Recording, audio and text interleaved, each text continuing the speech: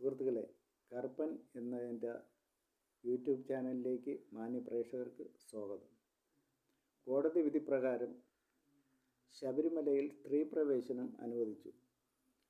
സ്ത്രീകൾ മല ചവിട്ടുന്നതിനെതിരെ നാട് മുഴുവൻ കുലസ്ത്രീകൾ ഇറങ്ങി.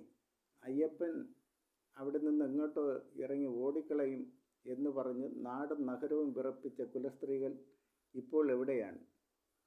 മകനെന്ന് വിശേഷിപ്പിക്കുന്ന അയ്യപ്പനെ അച്ഛൻ എന്ന കണ്ഠരര് അയ്യപ്പൻ്റെ സ്വത്ത് കൊള്ളയടിച്ചിരിക്കുന്നു.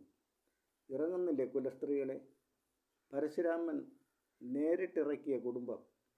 ഒരുത്തൻ പെണ്ണു പിടിക്കാൻ പോയി ജയിലിൽ, ഒരുത്തൻ ലാപ്ടോപ്പ് പൊക്കിപ്പിടിച്ച് ചുമലിലേറ്റി ചെറിയ വായിൽ വലിയ വർത്തമാനം പറഞ്ഞ് അവനും ജയിലിൽ പോയി. ഇപ്പോഴിതാ പേര് കേട്ടാൽ പേടിച്ചു പോകും. താഴമൻ കുടുംബം, രാജീവര് കണ്ഠരര്. പേരിനനുയോജ്യമായ അടിച്ചുമാറ്റൽ, കള്ളൻ.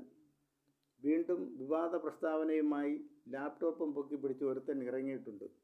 തീവ്രവാദി ലുക്കിലാണ് പ്രസ്താവന. എടാ ഹിന്ദുക്കളെ, എടാ മണ്ടന്മാരെ, ഉറങ്ങുകയാണോ? എണീക്കടാ. സ്ത്രീ പ്രവേശനത്തിന് എതിരെ ഇറങ്ങിയതുപോലെ എൻ്റെ ചേട്ടനെ രക്ഷിക്കാനും ഒന്നുകൂടി ആ പഴയ കച്ചയെടുത്ത് കെട്ടാൻ ഹിന്ദുക്കളോട് ആഹ്വാനം ചെയ്യുകയാണ് രാഹുൽ ഈശ്വർ എന്ന മണ്ടൻ. വിളിച്ചു കൂവുകയാണ് അയാൾ. ഈശ്വര വിശ്വാസികളെല്ലാം വിറങ്ങലിച്ച് നിൽക്കുകയാണ്. ഈ സമയത്താണ് അദ്ദേഹത്തിൻ്റെ ഇങ്ങനെ ഒരു പ്രസ്താവന.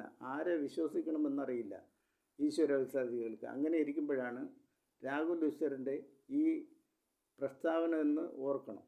നന്ദി, നമസ്കാരം.